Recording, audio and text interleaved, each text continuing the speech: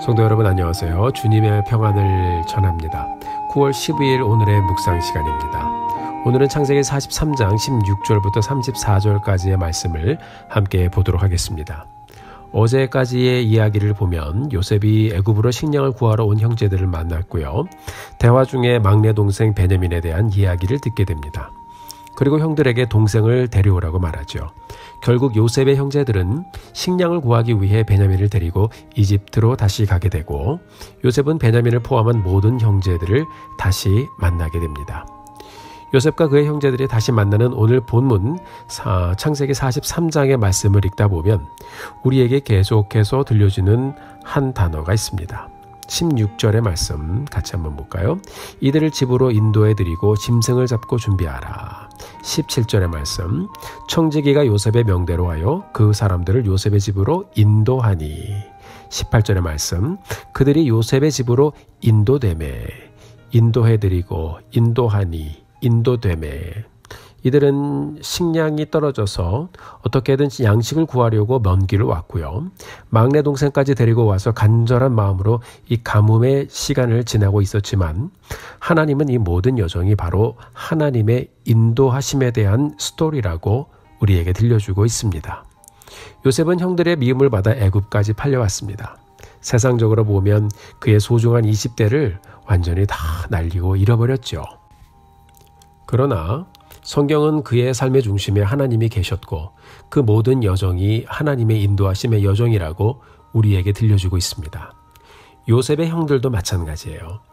그들은 세월이 지나 철이 들어 요셉을 미워했던 것에 대해서 돌이키고 그들의 잘못을 깨닫게 됩니다. 요셉의 형제들은 식량을 구하기 위해 애굽으로 가는 여정을 반복하면서 그들의 과거의 실수를 뉘우치게 되고 차츰차츰 변해갔습니다. 아버지에게 거짓말을 하던 형들이 요셉을 다시 만났을 때는 정직해졌습니다. 그의 형제들은 변했습니다. 그리고 돌이켜 변한 모습으로 요셉과 다시 만나게 됩니다. 성경은 이 모든 과정이 바로 하나님의 인도하심의 여정이라고 우리에게 들려주고 있습니다. 사랑하는 성도 여러분, 우리의 인생도 가만히 돌아보면 그 가운데 우리의 부족함이 드러나는 현장들이 많이 있었고요. 실수도 있었고요. 아직 성숙하지 못했던 모습들로 보여졌던 순간들도 있었습니다. 또 여러 피할 수 없는 어려운 상황을 지나오기도 했습니다. 이렇게 여러 사건들을 지나며 온 우리의 인생들이지만 우리가 하나님을 만나 예수 그리스도 안에서 삶의 길을 찾고 보니까 부족했던 우리의 인생, 결국 하나님이 여기까지 인도해 주셨구나 하는 그런 인도함의 여정인 것을 고백하지 않을 수가 없습니다. 오늘 말씀은 우리에게 그것을 들려주고 있어요. 오늘 우리가 귀한 하루를 열어가면서 지금까지 나를 인도하신 하나님을 고백하며 그분과 다시 한번 복된 동행의 여정을 이루어가는 사랑하는 성도님들 되시기를 주님의 이름으로 축원합니다. 이제 형제들이 전부 요셉의 집으로 보내졌습니다. 18절의 말씀을 보니까 이 형제들은 두려워했습니다. 우리가 다 집으로 끌려왔다. 총리의 집으로 끌려왔다. 이제 우리가 모두 이 집의 노예가 되는가 보다. 이렇게 생각을 했습니다. 동생 요셉을 노예로 팔았다는 생각이 났겠죠. 늘 죄를 지은 사람이 불안한 겁니다.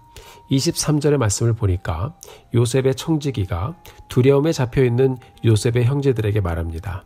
안심하라. 두려워하지 말라. 안심하라라는 말은 히브리 성경을 대조해 보면 샬롬이라고 기록이 되어 있습니다. 그들이 요셉의 집에 도착해서 처음 들었던 말은 바로 이 샬롬이란 말이었습니다. 요셉이 집에 도착하자 형들이 땅에 엎드려 요셉에게 절을 했습니다. 요셉이 그에게 절을 하는 형들을 향해서 말합니다. 27절의 말씀입니다. 너희 아버지 너희가 말하던 그 노인이 안녕하시냐? 아직 생존해 계시느냐? 이렇게 물었습니다. 히브리 성경을 대조해 보니까 안녕하시냐라는 말도 평안을 말하는 샬롬이라고 기록되고 있습니다. 형제들이 이제 대답합니다. 우리 아버지가 평안하고 지금까지 생존해 계십니다. 여기도 역시 샬롬이라고 기록이 되어 있습니다. 요셉과 그의 형제들의 삶을 통해서 하나님의 인도하심을 들려주었던 그 말씀이 이제는 그들의 삶에 하나님의 평안, 샬롬으로 임하는 말씀으로 가고 있음을 우리에게 들려주고 있습니다. 말씀을 가만히 읽다 보면 인생을 통해서 드러나는 하나님의 축복이 이런 것이구나 하는 것을 생각해 보게 됩니다.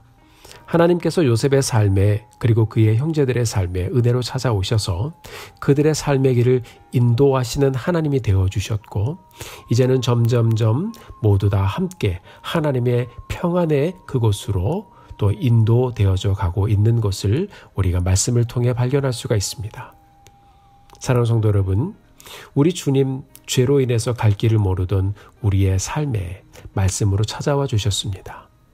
우리들에게 믿음을 주셨고 또 길을 열어주셨고 순간순간 우리의 삶을 인도해 주셨고 또 여기까지 보호해 주셨고 하나님을 의지하고 가는 우리에게 결국 하나님 평안의 하나님이 되어주시겠다고 우리에게도 말씀해 주고 있는 것입니다. 사랑하는 성도 여러분, 요즘 글로벌 팬데믹으로 인해서 또 화재로 인한 잿빛 하늘을 경험하면서 정말 내일이 보이지 않는 그런 날들을 우리가 가고 있는 것 같죠. 정말 우리는 한 번도 경험해 보지 못한 날들을 지나가고 있습니다. 아이들은 집에서 온라인 수업을 받고 있고요. 부모님들은 하루 종일 자택에서 근무하면서 또 애들 돌보시느라 손이 많이 가실 것입니다. 어린아이들부터 연세 드신 우리 부모님들까지 모두 바이러스에 또 화재로 인해서 재가 많이 날려 밖에 나가기가 어렵습니다. 자, 내일이 걱정되고 염려가 되는 날들 우리는 이렇게 지나가고 있어요. 그러나 이런 때에 우리가 오늘을 시작하면서 다시 한번 하나님의 말씀에 귀를 기울이며 하나님의 인도하심의 말씀을 저희들이 붙잡고 가게 되기를 바랍니다. 시편 107편 13절 14절에서 시편 기자가 이렇게 고백했습니다. 이에 그들이 그 환난 중에 여호와께 부르짖음에 그들의 고통에서 구원하시되 흑암과 사망의 그늘에서 인도하여 내시고 그들의 얽어맨 줄을 끊으셨도다. 아멘.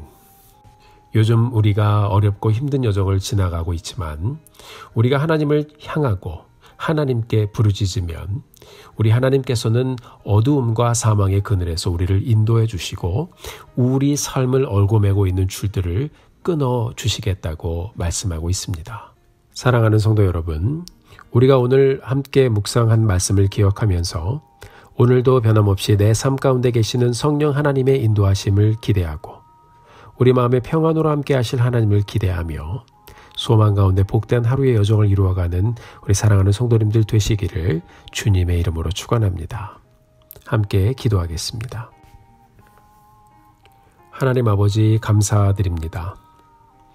오늘도 저희들에게 한 번도 살아보지 못한 새날 주시고 이 날을 통해서 다시 한번 비록 어렵지만 또 비록 내일이 보이지 않지만 이 새날을 통해서 다시 한번 하나님의 인도하심의 여정 기대하며 갈 수 있도록 도와주신 것 감사합니다.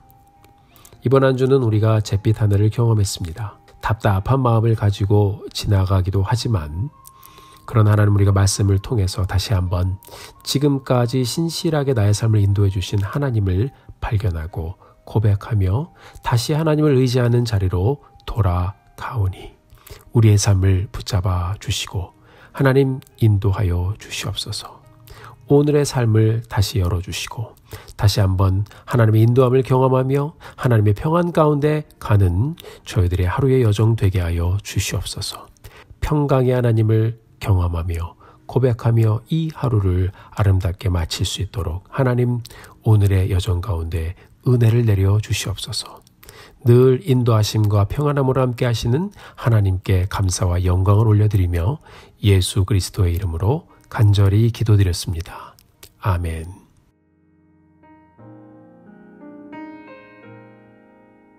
사랑하는 성도 여러분, 오늘도 힘내십시오. 여러분들을 위해서 기도하겠습니다.